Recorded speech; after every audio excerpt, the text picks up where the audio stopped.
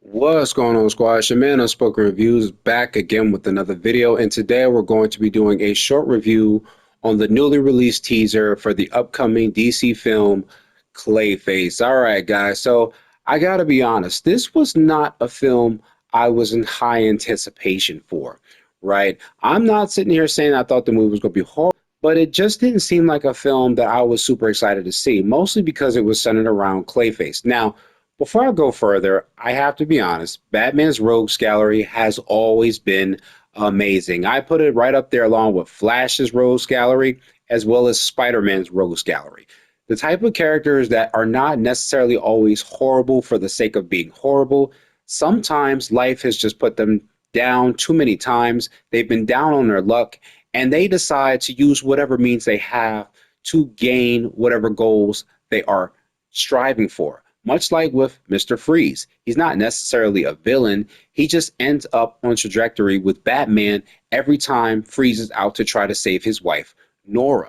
No different than someone like Poison Ivy, who's not always trying to hurt, but she sees man's world as destructive to the green. Every time buildings are built, she feels the plant life of the world in pain, and she resonates with that pain. Okay, it's not just them being evil for the sake of evil. They have a goal, and Batman just tries his best to stop them. But even when Batman is trying to stop them, he's never trying to kill them or destroy them. He actually always tries to save them, to rehabilitate them. After realizing that his parents were taken in that alley so long ago, Bruce Wayne wants to try to find out what's wrong with them and help heal them and give them justice so they can walk out and be good people in the world the best way they can. However, when I found out we were getting Clayface in the chapter 1 of Gods and Monsters, his character does fit here. It does make sense that he would be in this chapter, okay? Gods and Monsters has had some pretty interesting titles. We've had Creature Commandos, which I really loved, and he was in that series as well. We had Superman. We have the upcoming Supergirl, and my most anticipated project, Lanterns. Okay, I don't care what anybody says. Lanterns is what I'm really super excited to see this year. Clayface has had different types of versions in both comics, games, and movies and television shows. It's just had so many different origins. Marco, who is actually the original Clayface we get, Matt Hagen, who is the other version of Clayface, who's going to be in this movie and in this new DC universe that we have. And we also had Bennett, Detective Bennett, who was in the animated Batman series. If you guys remember that, Bennett was a close friend of Bruce Wayne's. And after he's kidnapped by Joker, he pretty much fills him with the Joker gas, and it pretty much messes up his skin to where it kind of turns into this gray substance. He's able to turn into anyone he wants to, and it pretty much disfigures and messes up his brain, and he becomes a rogue to Batman from here on out. And I like how that was a different telling of the origin story for Clayface. So Clayface usually has different types of abilities. He can pretty much transform himself into any living or animated object. He pretty much is a lump of clay for most parts, but he can transform his body into any type of forms of weapons. He can, however, be hurt by any kind of water or freezing substance, as that kind of forces his body to break up. And he's always been an interesting villain against Batman. He's not always been trying to go after Batman. He usually has a separate goal in mind, and Batman has always usually tried to stop him, especially in the animated series from the 90s. So where we've met Matt Hagen before was during the events of Creature Commandos, like I did mention. He actually ends up fighting against Rick Flag, and I don't know how Rick Flag walked away from that back break, because boy, my man should have been the new Charles Xavier or Joe Swanson, because that back break was vicious. I'm pretty much, I need to get on Amanda Waller's healthcare plan, because there was no way my man, I think that was Argus. Argus got to have a really good healthcare plan, because that back break was vicious. But however, he is saved by Frankenstein, and we do see him again in Peacemaker. Now, I'm not exactly sure where these events kind of take place on the timeline, but after that back break, boy, whew, you got to be on something special to walk away from that one. I'm not exactly sure where this takes place on the timeline. I do believe this Clayface is a little more established, so I'm going to believe that Creature Commandos happens somewhere in the future, and this film happens somewhere in the past, because it does seem like an origin story of telling how Matt Hagen went from being this well-renowned actor in Gotham City to being turned into this chilling, horrible monster that is bloodlust and a little comical, as we've seen him in different types versions. All right, so the teaser opens up pretty interesting, guys. I like how it opens up with his face already wrapped in gauze and wrapping, and it's disfigured. And you see, as he's staring off in the distance, it looks like there's a possibility he's looking at his reflection. But you see these quick flashes of him remembering how he used to look, right? He was a handsome actor. Everybody called his name. Everybody wanted him for a role. He probably was friends with producers, directors, other actors. Everybody thought about how beautiful he was, and he probably got roles after roles after roles. Okay. And if anybody out there is an actor or has seen acting, y'all realize sometimes it's not always your talent, but sometimes how you look. Okay. I do remember listening to a podcast on Dead Meat where the guy who plays Stu in the Scream films, he actually went for the part of Billy, but they said he did not have the look to pull that off. So they had to give him the Stu character. Pretty interesting how that works out for how sometimes how you look in this world. And seeing how he's completely frightened of the idea that his entire life is about to change immediately made me feel for him. You can literally see the tears in his eyes through the gauze just at how broken he is. I'm pretty sure that somewhere during the film, as we can see here in the teaser, he does get in bad with the mob, and it seems that they do cut up his face, which does happen in the comics. His face gets incredibly ruined, and he starts to realize that everything he's worked for is going down the crapper. Nobody's going to want to talk to him. Nobody's going to deal with him. And it's really heartbreaking when you realize that this is something we're going to have to see in this film.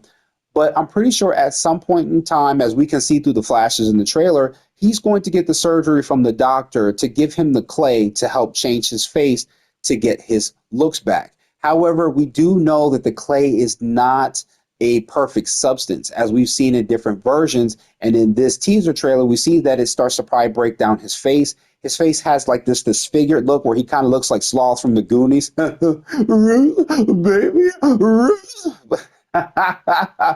but he seems to be struggling with this.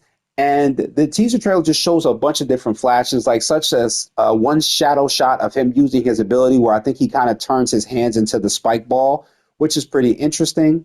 I will say that I'm really excited about the way that this movie is going to be portraying Gotham, as this is going to be our first time boots on the ground inside the city of Gotham. Now, I'm not exactly sure where Bruce Wayne is at this time.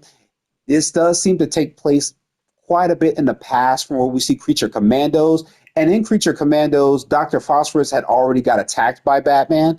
So I'm pretty sure maybe Batman just might be beginning on his beginning phases. He might have just started within his year one or year two, that he's just now getting started out, right? Maybe he's not fully experienced as we find him when we see him going up against Dr. Phosphorus. I don't know. We'll have to find out. I can't wait to find out where this is on the timeline and if we might get a Batman cameo. But I'm excited to see us having some boots on the ground in Gotham. We get an idea of what Gotham looks like. We get to see these very small, dark corners that just shows this city is on its last leg, right? You know, in the comics, everybody talks about Gotham like it's this fantastic city. But every time you get down in the dirt on the sidewalks and you see the dirty cracks that this city has, you're wondering why somebody didn't just nuke it a long time ago, right? And contrary to popular belief, Gotham is not the worst city in the DC comics, okay? I don't exactly know which one it is, but I know Gotham is second compared to it. I have to think about it. Someone let me know in the comments if you know which one it is. But I know Gotham's not number one. It's number two. But I'm glad that this trailer is showing us that in this movie, we're going to be down on the ground seeing what the way Gotham looks. We get a nice shot at one of the Gotham police vehicles. We get like the little background of the clown thing going on in the background to show that Joker is somewhere in this universe, somewhere operating, or he's just now starting out.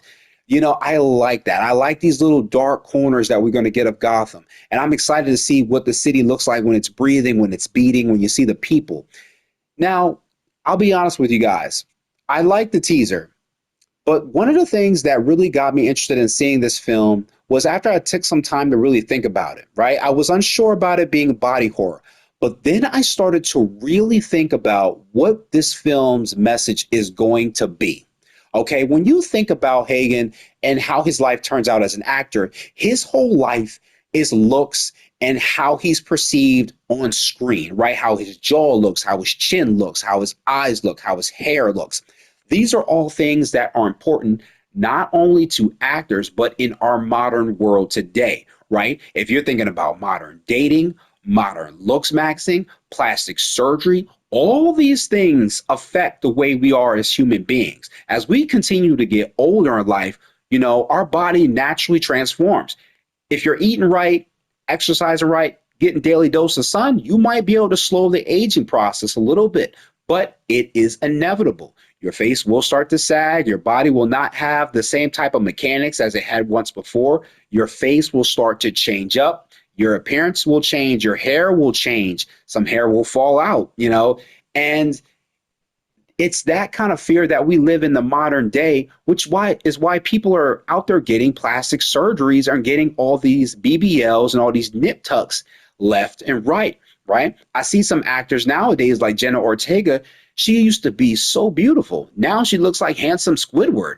A lot of actors out there getting plastic surgery look like porcelain dolls. They barely look human anymore because people are so afraid of how people will see them later on down the line when those looks that they have that have gotten them so much benefit goes away.